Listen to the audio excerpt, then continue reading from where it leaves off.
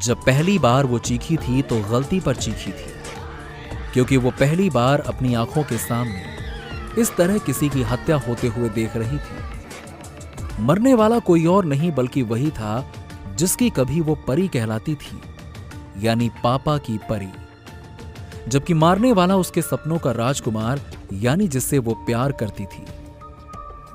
कुछ दशकों पहले तक ये बात कल्पनाओं में भी नहीं आ सकती थी कि एक बेटी अपनी आशिकी के चलते अपने ही परिवार की मौत को देख सकती है, पर आज हम ये होता हुआ देख रहे हैं। जबलपुर की रेलवे कॉलोनी में घटी ये घटना हम सभी को बच्चों की बदलती और खतरनाक होती मानसिकता से आगाह कराती है, हमारे दिमाग में हमेशा सचेत रहने की घंटी बजाती है। तो आइए जानते हैं इस हत्याकांड की कंप्लीट इनसाइड स्टोरी।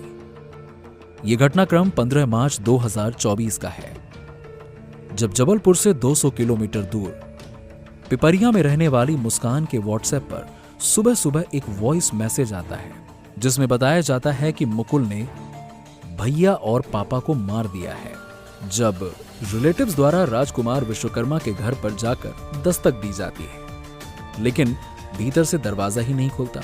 इसके बाद पुलिस को सूचना दी जाती है। पुलिस आती है। वो पहले तो घर को बाहर से चेक करती है। घर चारों तरफ से बंद था, लेकिन घर के पिछले हिस्से में स्थित बालकनी का एक दरवाजा गैस कटर से काटा गया था। दोपहर के लगभग 3 बजे पुलिस दरवाजे को खुलवा के घर के अंदर जाती है।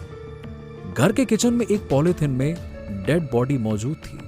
आसपास काफी सारा खून भी था। जानकारी के मुताबिक इस परिवार में राजकुमार विश्वकर्मा, उनकी 16 साल की बेटी और उनका 9 साल का बेटा तनिष्क रहा करते थे। पिता की बॉडी तो मिल चुकी थी। उनके अलावा पुलिस घर के दोनों बच्चों की तलाश कर रही थी। तभी घर के डाइनिंग हॉल में रखे फ्रिज पर पुलिस वाले की नजर पड़ती है। उसके हैंडल पर खून के छींटे के निशान थे। जब फ्रिज खोला गया तो उसमें 9 साल के तनिष्क की पन्नी में पैक की गई डेड बॉडी मिली, लेकिन घर की बेटी का अब तक कोई अता पता नहीं था। दोस्तों, अभी तक अगर आपने चैनल को सब्सक्राइब नहीं किया तो बटन दबाकर नोटिफिकेशन बेल को जरूर ऑन कर लें, ताकि हमारे आने वाले वीडियोस आप तक बिना किसी रुकावट के पहुंच सकें। अब इसके बाद पुलिस मामले को इन्वेस्टिगेट करना शुरू कर देती है। सीसीटीवी कैमरे के फोटोज चेक किए जाते हैं, तो उसी दिन लगभग 12 बजे की सीसीटीवी फुटेज में लाल रंग की स्कूटी पर कॉलोनी के गेट से बाहर निकलते हुए एक लड़के को नोटिस किया गया। उसके ठीक पीछे जो लड़की बाहर निकलती है, उसकी पहचान मृतक की लड़की के तौर पर की जाती है। इसके बाद शहर के अन्य इलाकों के भी सीसीटीवी फुटेजेस चेक किए जाते हैं, जिसमें मदन महल स्टेशन के पार्किंग एरिया में वही लाल रंग की स्कूटी देखी जाती है। इस स्कूटी पर वो लड़का और लड़की एक साथ नजर आते हैं। फिर दोनों मदन महल स्टेशन जाते हैं।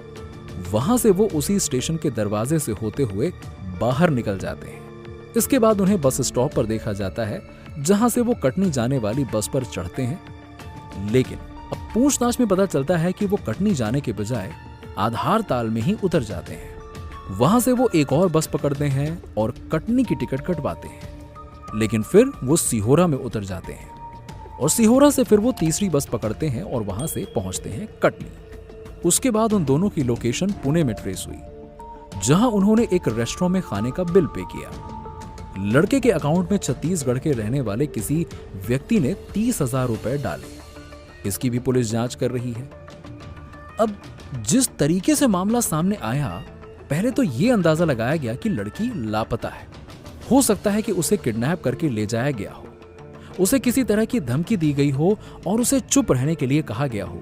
लेकिन जब सीसीटीवी फुटेज सामने आई तो उस फुटेज में लड़की की बॉडी लैंग्वेज पे गौर किया गया तो उससे लग ही नहीं रहा था कि लड़की किसी दबाव में है या फिर वो किसी तरह का कोई प्रतिरोध कर रही है। बल्कि ऐसा लग रहा था कि इस पूरे हत्याकांड में जिस तरीके से लड़के का व्यवहार नजर आ रहा है, वो काफी शातिर है और लड़की भी अपनी मर्जी से उसे पूरा सहयोग दे रही है।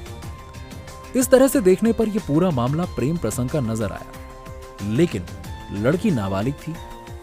अब पुलिस के सामने एक और सवाल यह था कि आखिर इस घटनाक्रम के पहले क्या हुआ। जब इस बात की इन्वेस्टिगेशन की गई तो पता चला कि 15 मार्च की रात मुकुल सिंह उस घर के आसपास कई चक्कर लगाते हुए नजर आया, जिससे यह अंदाजा लगाया जा रहा है कि मुकुल ने गैस कटर के जरिए पीछे का दरवाजा काटा और घर में फोर्सफुली एंट्री की, जिससे कि पुलिस को इस बात का शक ना हो कि घर में फ्रेंडली एंट्री हुई थी, यानी कि आने वाला कोई जान पहचान का व्यक्ति था। इसकी प्लानिंग का हिस्सा था कि लड़की ने अपने रिलेटिव्स को वॉइस मैसेज भेजा पिता और भाई की हत्या देखने के बाद। इस लड़की ने अपने प्रेमी के साथ इस घर में कुछ वक्त बिताया और इसी दौरान इन दोनों लोगों ने ब्रेकफास्ट भी किया। और यहां तक कि सुबह जब दूध वाला उनके घर दूध देने के लिए आया तो अक्सर दूध लेने के लिए राजकुमार विश्वकर्मा खुद आया करते थे। लेकिन 15 मार्च की सुबह उनकी बेटी ने दूध लिया। इसका मतलब ये कि यह हत्या की तैयारी से जुड़ा फुटेज था। मुकुल सिंह के बारे में जब और जानकारी निकाली गई तो उसके अनुसार सितंबर 2023 में मुकुल सिंह पर पॉस्को एक्ट और बलात्कार का भी एक मामला दर्ज हो चुका है।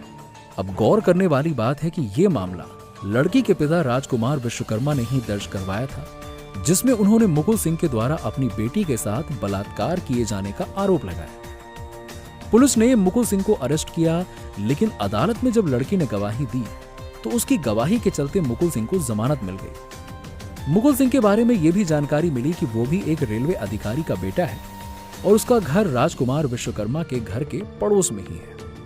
उसने विशाखापट्टनम में रहकर पढ़ाई भी की है। उसे बॉडी बिल्डिंग का शौक था। इसके साथ ही वो south Indian crime thriller movies देखा करता था।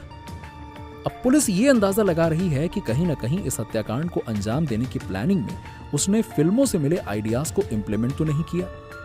इस बारे में आपका क्या कहना है, आप हमें कमेंट सेक्शन में कमेंट करके जरूर बताइएगा। खैर, चलिए अब आगे बढ़ते हैं। राजकुमार विश्वकर्मा ने 10वीं में पढ़ रही अपनी बेटी को अपने भाई के पास भेज दिया, जो कि पिपरिया में रहा करते थे। फरवरी 2024 के दौरान जब कक्षा 10वीं की कक्षा के एग्जाम चल रहे थे, तब परीक्षाएं देने के लिए उनकी लड़की एक बार फिर उनके घर आई। और आपको बता दें कि रेलवे ऑफिसर राजकुमार विश्वकर्मा की पत्नी कुछ समय पहले हार्ट अटैक का शिकार होकर इस दुनिया से चल बसी थी। तब से राजकुमार विश्वकर्मा ही अपने दोनों बच्चों का लालन पालन कर रहे थे। वो उन बच्चों के लिए माता और पिता दोनों की ही भूमिका निभा रहे थे।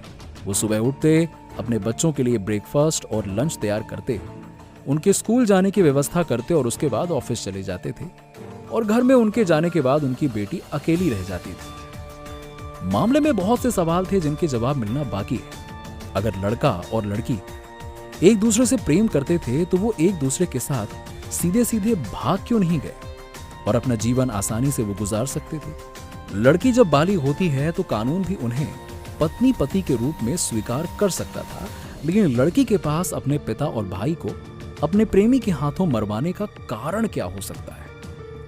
लड़के के बारे में तो ये बात समझ में आती है कि जो कि लड़की के पिता ने उसे जेल भिजवाया था, इसीलिए उसके भीतर बदले की भावना हो सकती है। लेकिन इस पूरे घटनाक्रम की असलियत तो लड़के और लड़की की गिरफ्तारी के बाद ही समझ में आएगी और इसके साथ ही दुनिया के सामने उनका पक्ष भी सामने आएगा कि जो कुछ भी हुआ इसके पीछे का क्या कारण हो सकता है। इस घटना के बाद एक ऐसा सवाल आकर खड़ा हो गया जिसने हर किसी व्यक्ति को झकझोर कर रख दिया।